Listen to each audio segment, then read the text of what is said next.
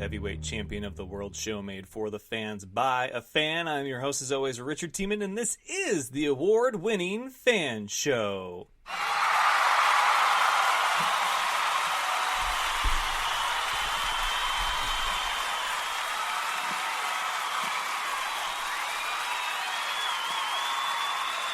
I'd like to thank you all for joining me. It is Tuesday, October 29th. We are back to business as usual after a big and eventful weekend. And I'd just like to say that as far as stating that there will be an announcement made, setting a date, even a time, and sticking to that date and time, your boy right here is still undefeated, unlike some other people, but that's okay. So we are here.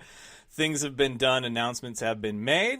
And it is still Victory Tuesday for me here at the Fan Show, where during the Fan Show I can really talk about whatever I want. I'm going to enjoy my Niners winning yet again, making them 7-0.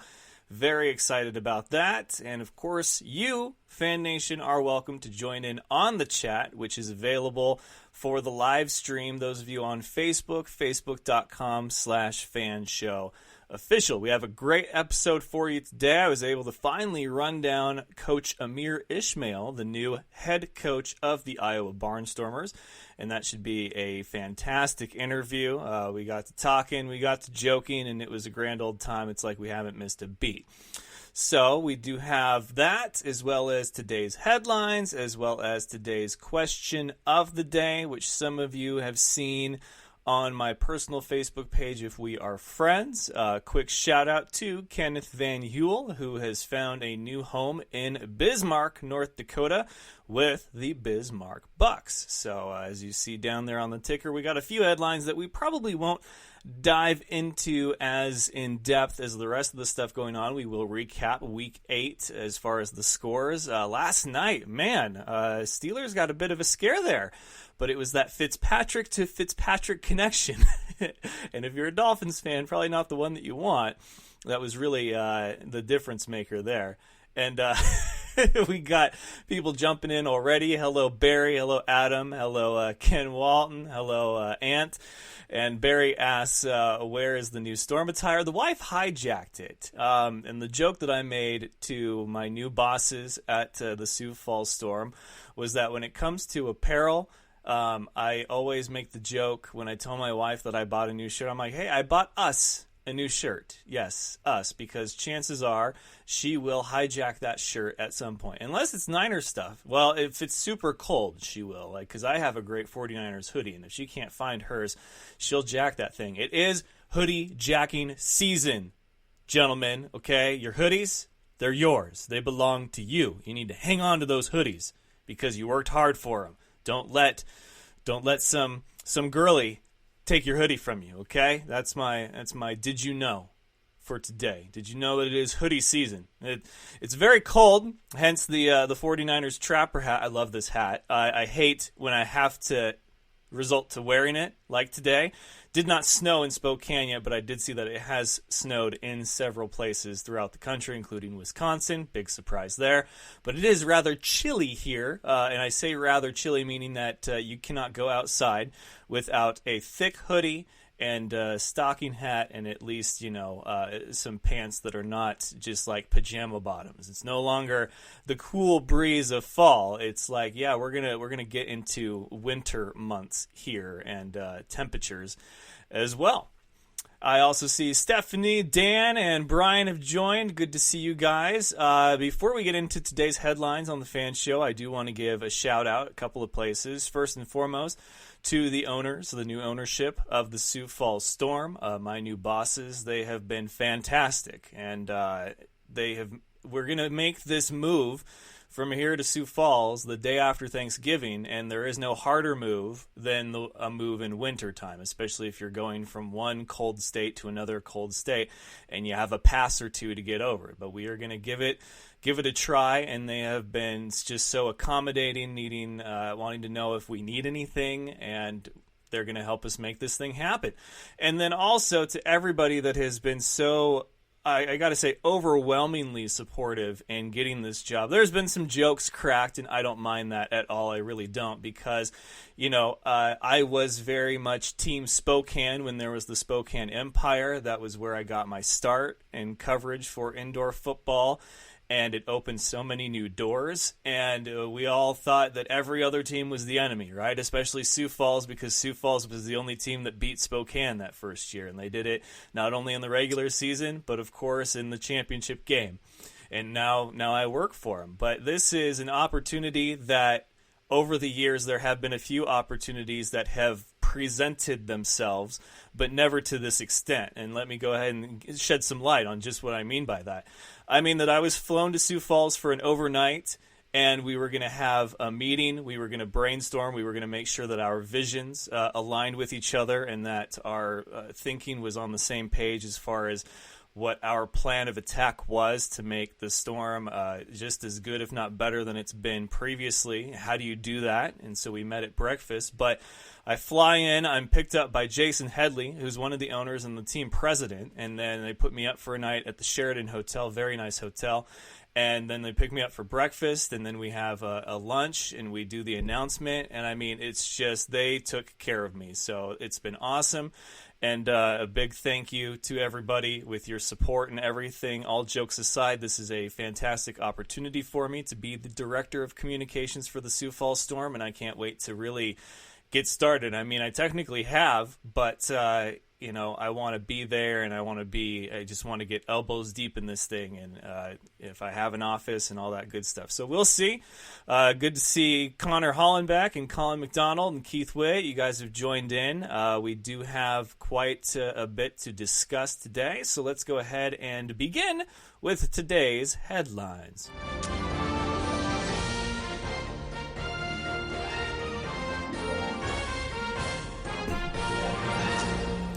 And headlines, of course, are brought to you by Dynamite Enterprises, where they can customize your world, and they want to customize your world. And in fact, they go beyond just customizing your world. They recently were the primary sponsor for Downtown Destruction, a local wrestling event that was made possible by them and Greg Huddle. And I was supposed to be at the commentary table, but then was unable to. But one of the guys that was going to be on the commentary team with me, Devin White, a fellow Full Sailor, part of the Dan Patrick School of Sportscasting, was able to get his first taste of doing commentary, and I heard everything went smoothly. It was a great night, and for me being an online student, we don't get a whole lot of opportunities that they get on campus. We have to kind of create our own, and I wanted to give him that opportunity to do that. So they can do promotions, they can do independent stuff like that, they can do jerseys, hats, shirts, mainly apparel, but also awards, plaques, tablecloths, backdrops, anything that you can think of that you might need for a promotional, marketing, or other.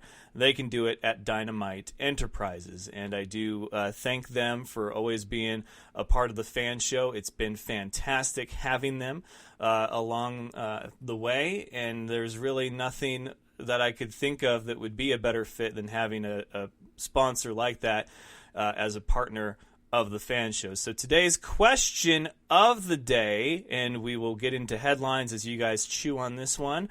Flacco had some comments after Denver's most recent loss. As he says, they are a 2-6 football team now, and he had a lot of criticism for the play calling, offensive coordinator, and then some. Were his comments out of line regarding the play calling, and he has now been ruled out for Week 9. Some people say coincidence. I think not, but you guys can go ahead and think about that one as we run down Week 8 and all the action that happened. And I see there's Colin. Lisa says she's digging the hat. Hello, Jeffrey. Hello, Matt. Hello, Lisa. Good to see you guys.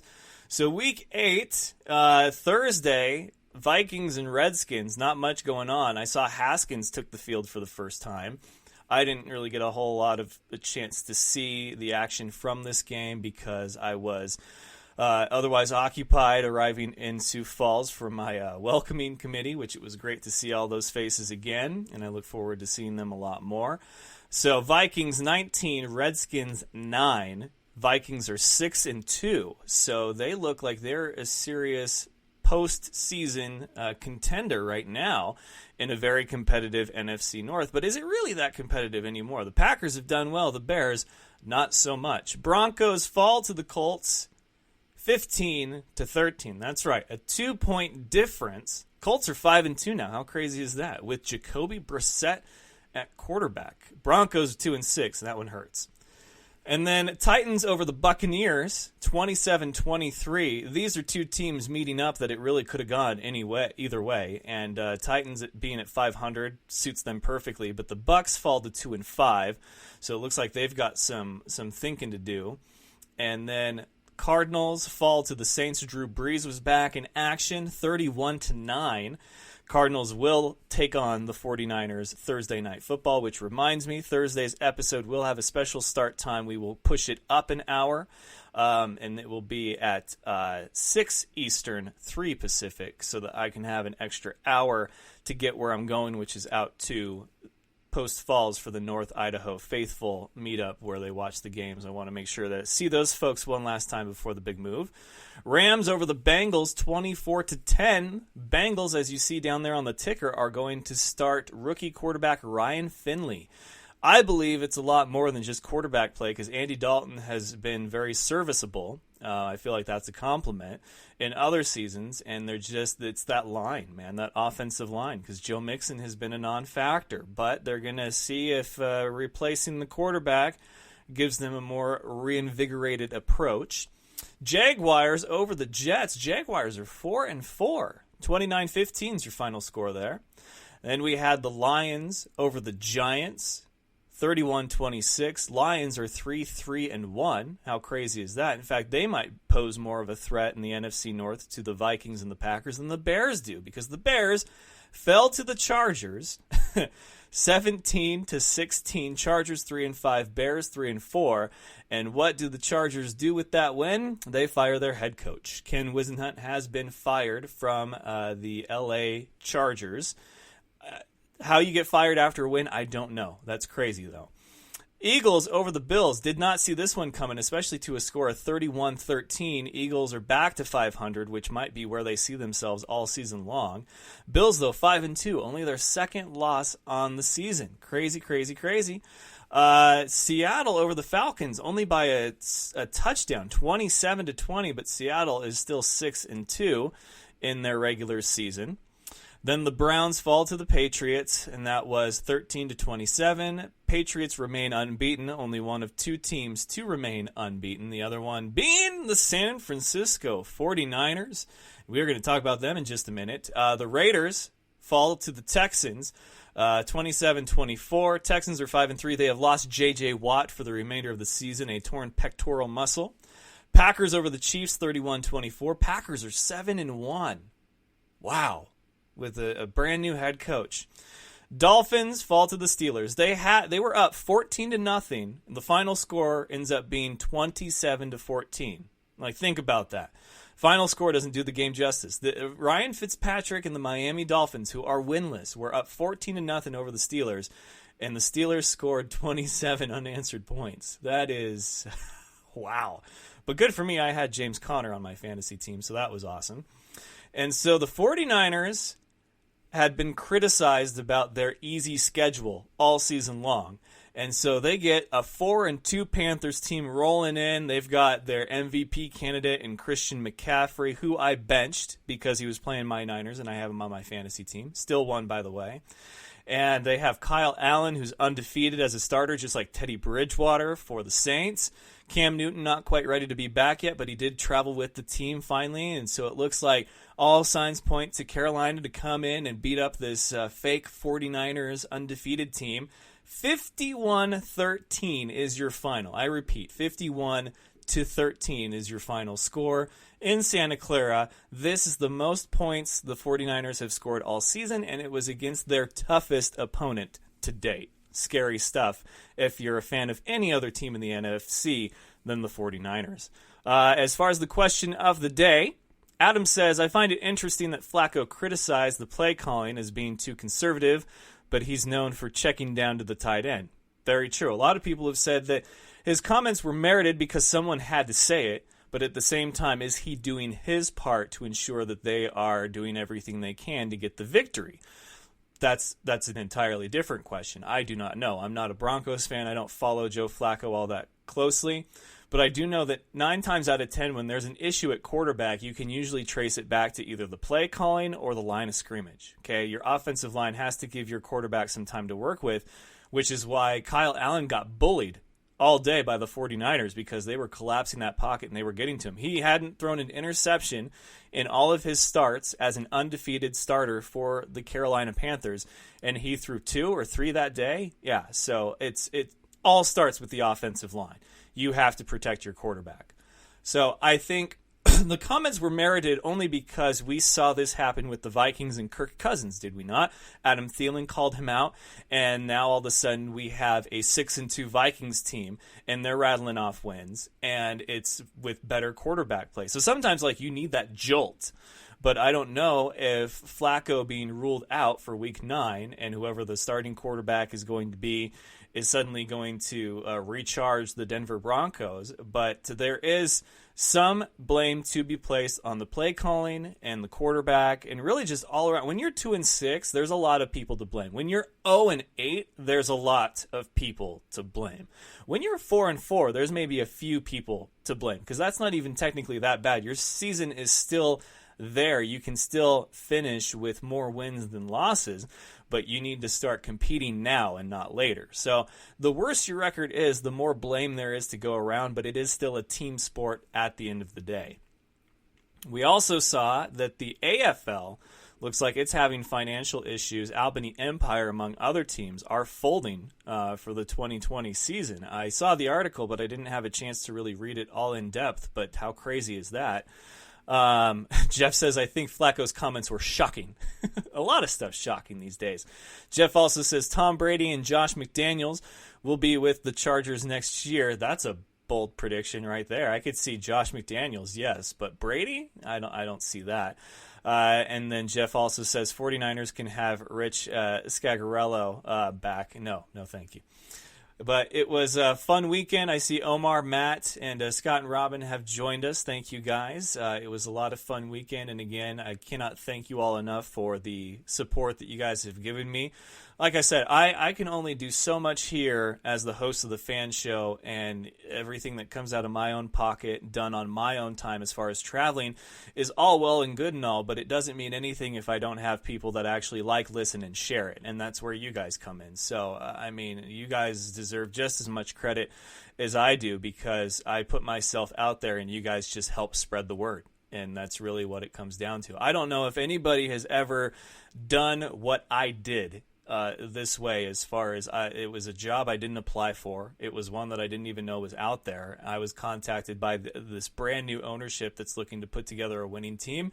And then I got first class treatment, really. And it was fantastic. Such a comforting feeling going into that, knowing that it was all possible because you decided to make a lot of noise in your journey. And that's really all I've done the last 4 years, is just make as much noise as I can. And somebody heard me. So James says, congrats on the new job. Thank you, sir. And Jeff also says that we're all happy for you. I appreciate that. But yeah, so the plan now, in case you missed the official announcement, now that I'm Director of Communications for the Sioux Falls Storm, is that, during my regular business hours with the Storm, is that it's Go Storm. I'm all about the Sioux Falls Storm, and that's, I think, to be expected. You guys can respect and appreciate that. But then, when I clock out, it's still going to be Go Storm. I might do a F.A.N show broadcasts like this in Storm apparel. Who knows? But I'm going to give you guys the same great F.A.N show coverage, especially when it comes to the IFL. We'll talk about the latest news, recap each week, preview each week, and that'll still happen every Tuesday and Thursday. Right now, we're looking at creating a brand new podcast for the Sioux Falls Storm, and that'll be my Wednesday show. And you guys are more than welcome to tune in and listen to that as well. We had some great name suggestions. Thank you guys for that. It's going to be a lot of fun to see what we come up with as far as a good, solid name for this first podcast. And from what I've talked to with ownership, the plan is still for Rich Rossi to host host the weekly coaches show with Coach Curtis Riggs. So there's not a lot of changes per se happening. They're just adding extra, right? They're going to bring you everything that you know and love with the Sioux Falls Storm and then some. And the ideas that we bounced around at breakfast, I think, are all winners. I think you guys, if you're Sioux Falls Storm fans, are going to have a great time at each game. And as I posted in a couple of groups yesterday, for those of you that are fans of other teams that play Sioux Falls and will play in Sioux Falls, we want to welcome you, because we don't want to just be a great home team. We want to be a great host team.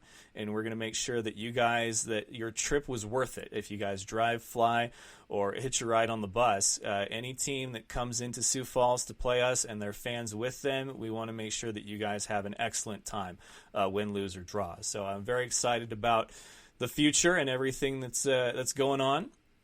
It's going to be a lot of fun.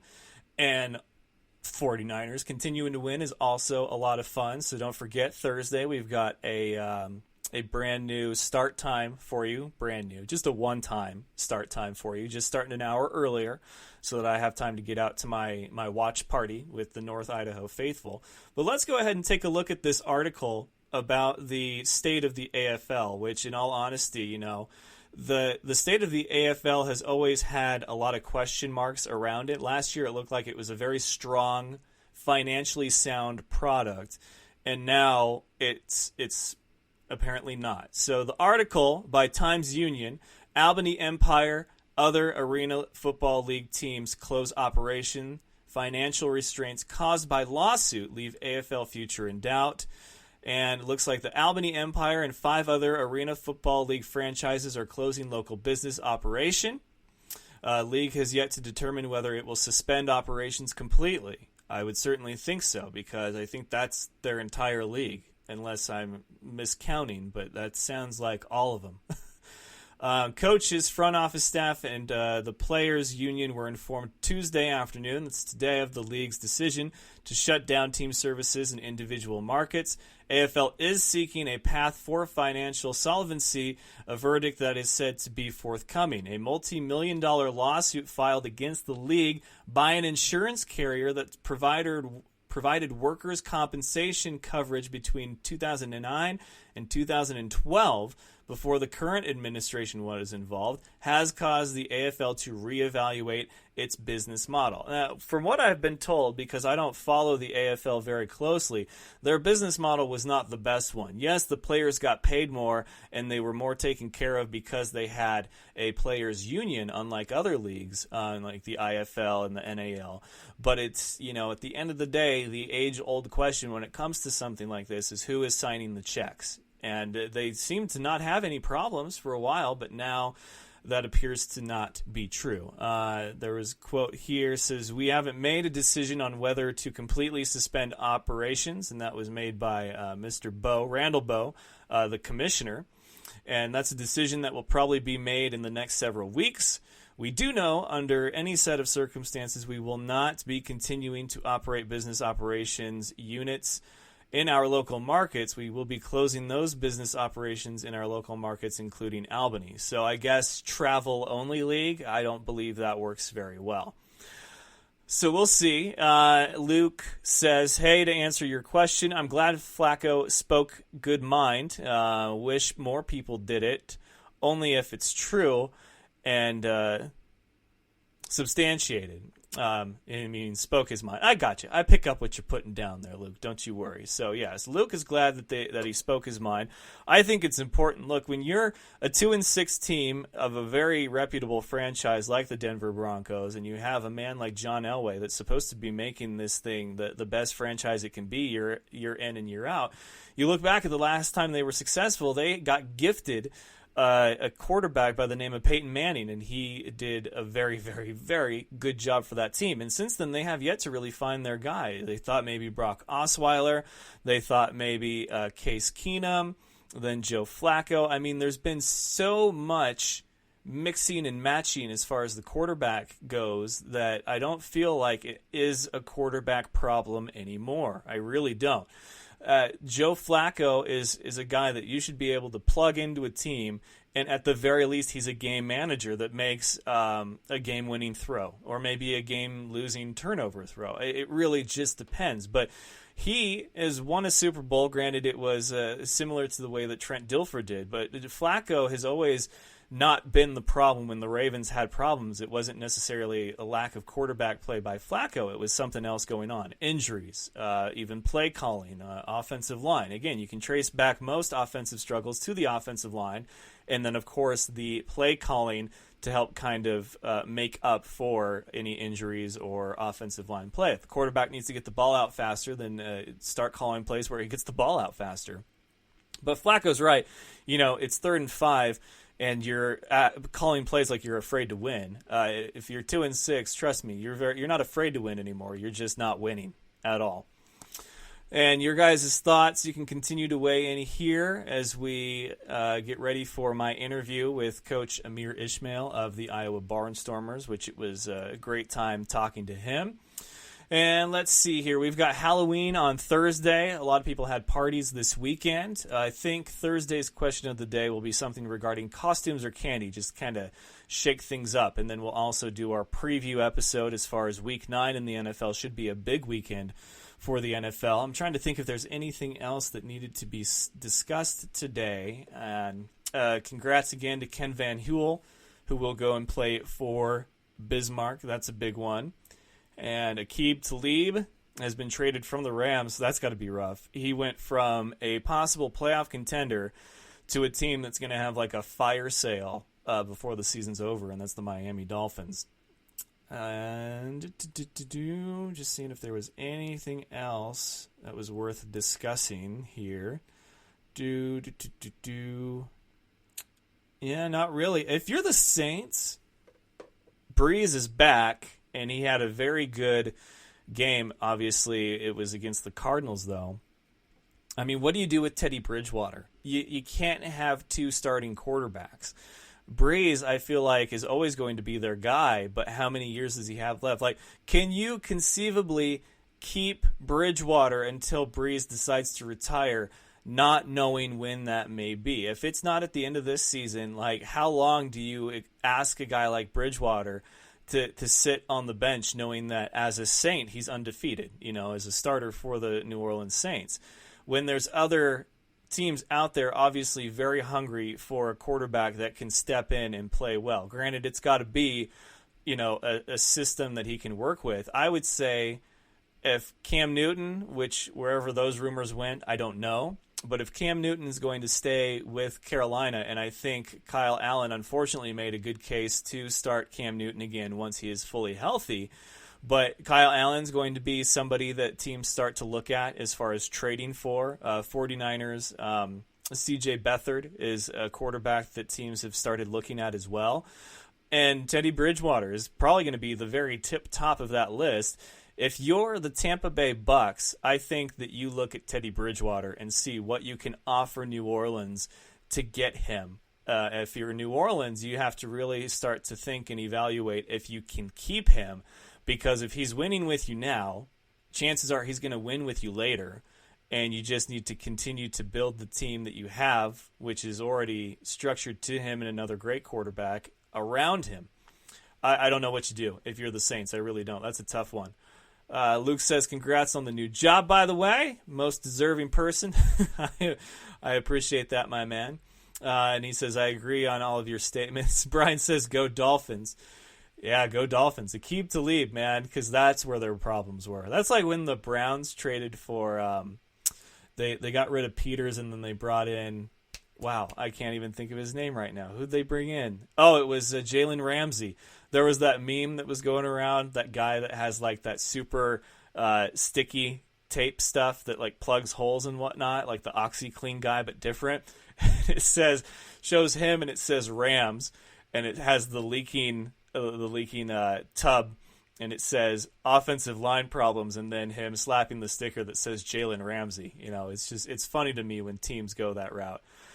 Bridgewater to Chicago, Adam says. That's another interesting thing. I am very surprised that Chicago is already starting to abandon the Trubisky project, because I don't feel like, of all the quarterbacks out there, I feel like he's been given the least amount of time to really bring this thing together. I mean, Sam Darnold, he's probably going to be given chance after chance after chance with the Jets, and yet Trubisky, though, I just don't know if they've really given him enough time, because they did just fine last year. I don't know what the difference is. I don't know if that's another offensive line problem or a lack of weapons. Their defense is great, but their offense is just not. And I don't know if that's a quarterback issue that is a simple fix, like getting Teddy Bridgewater, but that could be another potential destination. I think really you have to look at what teams are still in the mix, as they say, and Chicago very clearly still in the mix.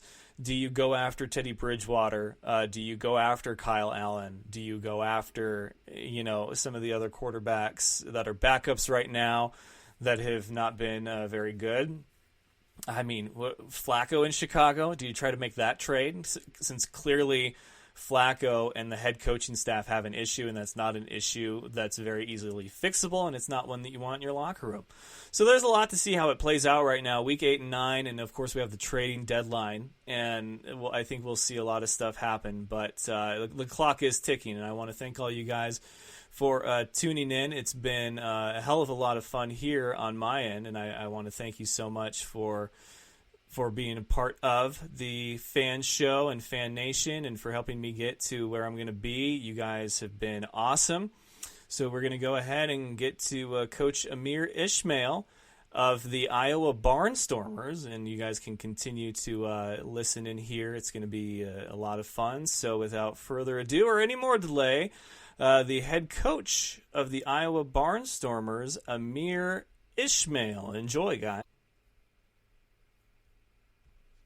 All right, ladies and gentlemen, joining me now, the new head coach of the Iowa Barnstormers, Ameer Ismail. Welcome back, my man. How you doing? I'm doing excellent. Thanks for having me, Richard. And congrats are in order to you, too. Thank you. I appreciate that. Obviously, big stuff on the way for the league as a whole, and you're part of that, and now I'm officially part of that. Yeah, so now you're a little bit of a traitor. You're going to Sioux Falls. But I won't hold it against you, man. You're good at what you do, and you deserve this opportunity, so I'm proud of you. I appreciate that, man, and don't worry. When there's a bye week or when the scheduling allows, I will go ahead and bring the show to Iowa, and we'll have a good time still. Just remember who was your friend first when we play Sioux Falls, all right? I will make sure to do that. So, tell me about this. How did this all come about? Because I don't think that when you and I spoke last about where you might potentially head coach, first of all, you said you had a really good gig going in Albion, which I'm not saying that you don't, but you were kind of wanting to get back into the indoor and arena scene, but Iowa wasn't necessarily on your radar yet. Like, who got the call? How did that discussion go? Yeah, well, first and foremost, it's always been a position and job just from the franchise and the name and that I've always wanted. There's a few head coaching positions in arena and indoor period that have as much history and winning culture and great fans and great organization, great management, ownership, all that. Like the Iowa Barnstormers. So the way it came about, there was a couple other offers on the table to be a head coach in multiple different leagues, and just kind of sitting back and I'm just coaching in Albion and very busy with the college football schedule and practice meetings, games, and et cetera, recruiting. But got a call from John Pettit. Me and him have stayed in contact over the years.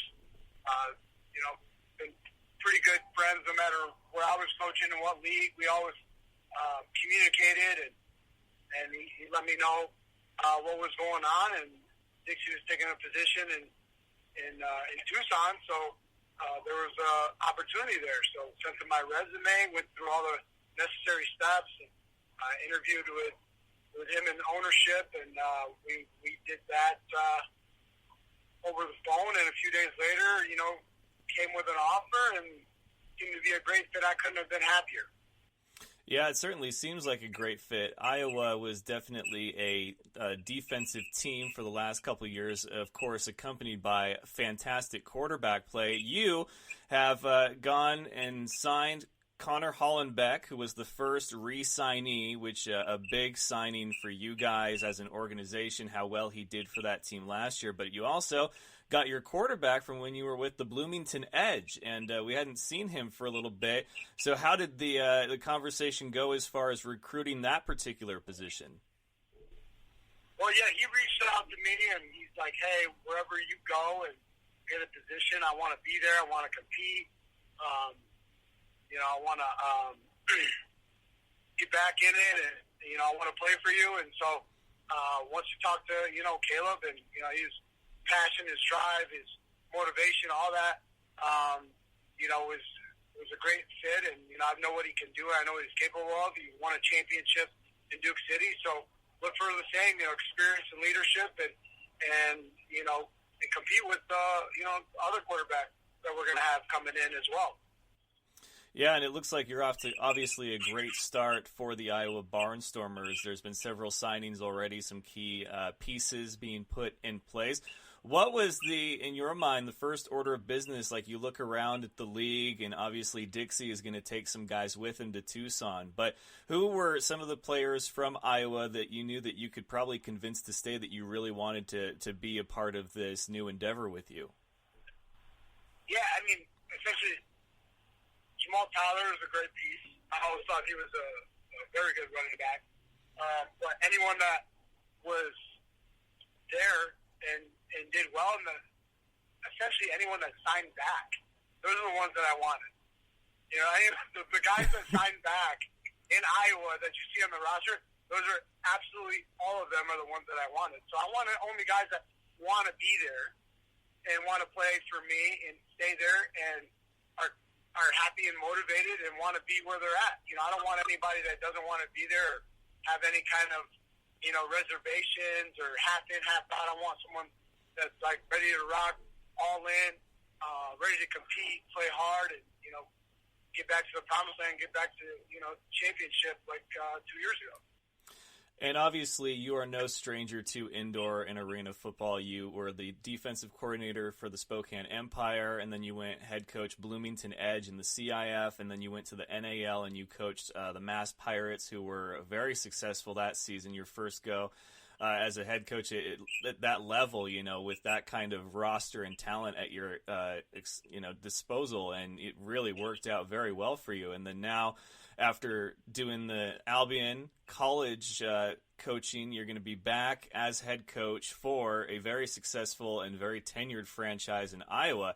The fans, of course, were very nervous when they saw that Dixie was going to go to Tucson, and I said, I know Iowa, I know that front office, I know that they're going to get the right man for the job, and there were a few names that came up, but then all of a sudden, out of left field, here's Ameer Ismail signing, and now the fans are very excited. Once again, are there guys that you're talking to that you've coached for that the fans can get excited about, maybe possibly you signing for this upcoming season? Yeah, well, there's multiple players. We got a young kid, from UCF, Quentin Patton, wide receiver, very dynamic player. That look for him to be a key asset in what we're going to do offensively. Tony Pulu, veteran IFL and indoor football and arena football, has been a dominant defensive lineman for years. So to get him, on board and look for him to, have a tremendous leadership role, and got a few young guys. Really excited about the young linebackers that we have, and one being that I coached at Western Michigan University, and he was up in the CFL this past year, and so. And, also, another, Karen K. Thompson, 6'3", 6'4" receiver. Harvey was there last year. Look for him to step up his game.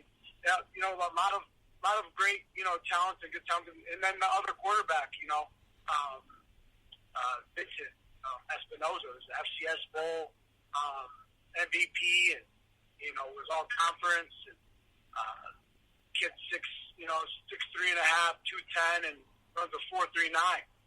So a lot of good potential, a lot of great talent, and again, like all the players that we were able to sign back, look for them to continue to progress and to grow from what they were even at last year. So very excited about the group of guys, and I think the fans will be very excited because I'm gonna lead these guys with love. I'm gonna love them up. I'm gonna coach them hard. We're gonna get better. We're gonna grind. We're gonna grow together, and the fans are gonna be all interactive. We're gonna get out in the community, and it's gonna be a great time winning. Yeah, and from my experience, every time I went to Iowa, the fans always liked you. They liked your intensity. It was something that always got brought up, just as far as if there was ever guys that we could get as part of the Barnstormer family, Ameer would be one of them, just because we really like his intensity and he'd bring a lot to the table. So, of course, you and I know that opportunities are great and all, but not every opportunity is a great opportunity. And I imagine if you've kept close tabs with John Pettit, the organization, that it was probably, a pretty easy deal to get done. But, of course, I got to ask, was there any particular selling point for you that was more important than others that they sold you on in coming to Iowa? I would say, John, the relationship me and John have had over the years is great. I know what I'm going to get. I know he comes from tremendous background and experience, and he knows what he's doing. And to me, it was, there's a few no-brainers in the arena and indoor football world, and, I wouldn't kind of got back into indoor and arena unless it was the right fit. Iowa Barnstormers checked all the boxes. It has the resources, it has the name, it has the front office, everything's professional, everything's done professionally, and I allow my staff and my players to have resources to be successful and growth potential and move up and get opportunities at higher leagues. So there's really no downfall. So there's really no other bad selling point in terms of that. And it's in the Midwest. I'm a Midwest guy. I want to stay in the Midwest, but just being the Iowa Barnstormers and the rich history and the winning tradition, and the relationship with that I've had with John Pettit is we're all key factors in making my decision. Yeah, I think it's a great fit for you. When I heard, I was like, I'm surprised, but it makes total sense because I think Ameer, like you said, you're a Midwest guy. The talent pool.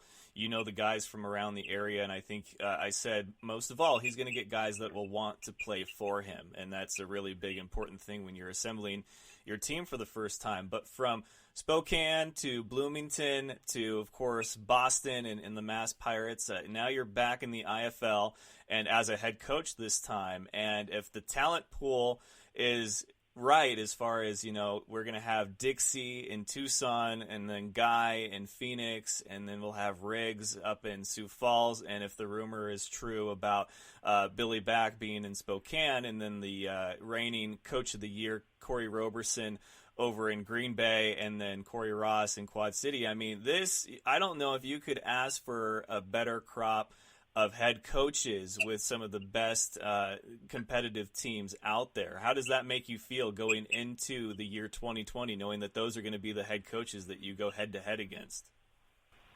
Yeah, I think it's tremendous. I've faced a lot of them before as a coordinator and as, a head coach in Massachusetts as well.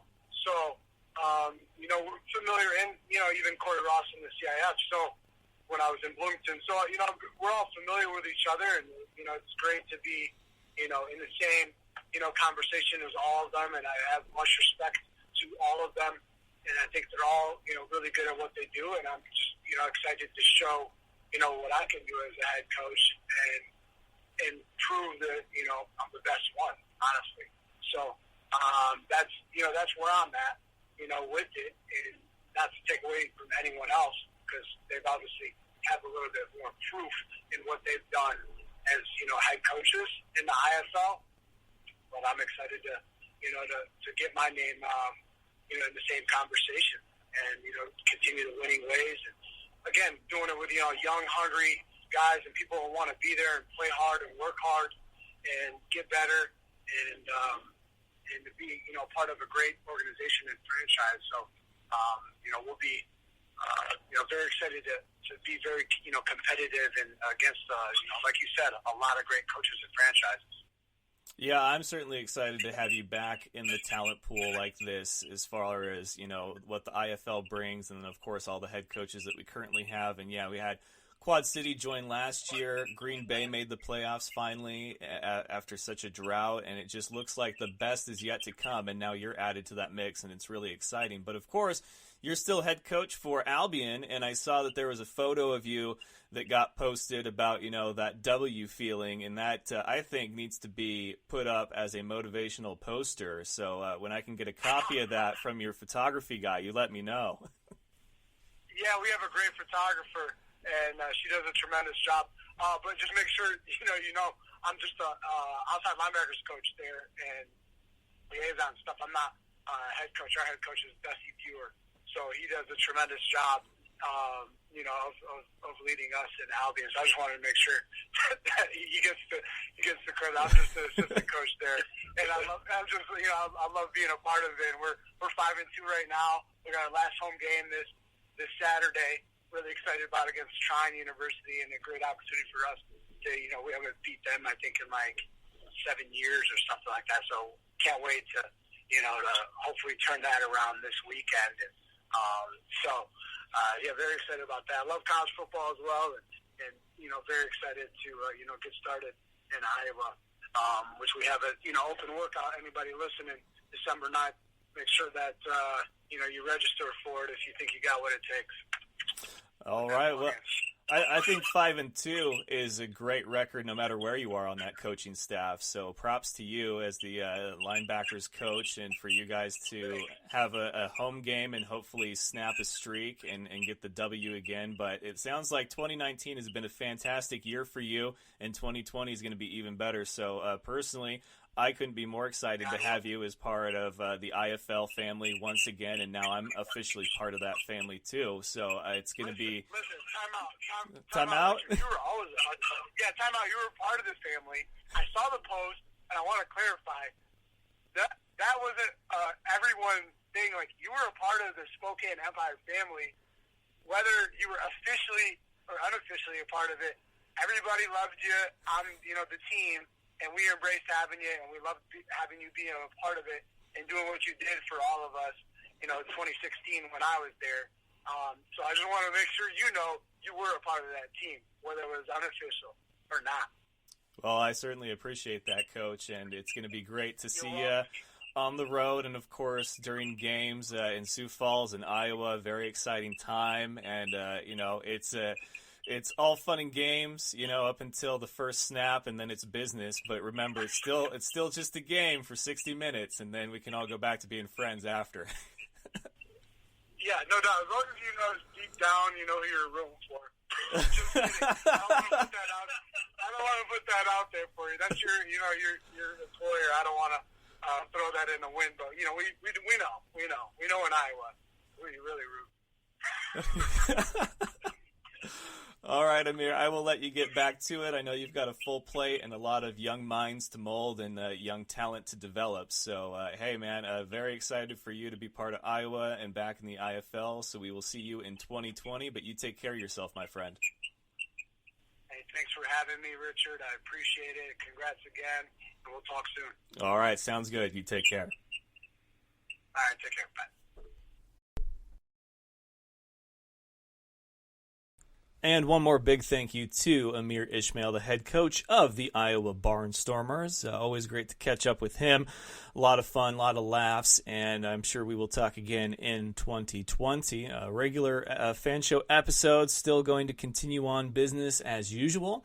So thank you again for joining me. As far as my thoughts on the AFL, if the news is true and they're having trouble with finances, the AFL is probably done. But we've said that a few times in the past, and it turned out to very not be true, or I guess very much not be true. But, how many strikes do you get like this? Is this the third and final strike for the AFL? We shall see. But obviously, it's not something that you want to jump for joy about. I had a lot of friends that played in the AFL last year, thought it was very deserving of them to be able to go and play on that level, get that paycheck, and I like the idea of seeing them in the IFL again, but of course at what cost? I'd hate to see somebody's dreams short-lived, and even if they're not in a league I cover, I still always want the best for my friends and my extended family. So that's my thoughts on it. We'll see how it all shakes out, but remember, it's not official unless it's Fan Show official. We are officially out of here, so until next time, best of luck to you and yours. Go Niners, and it's all fun and games until you butt fumble. Good night, folks.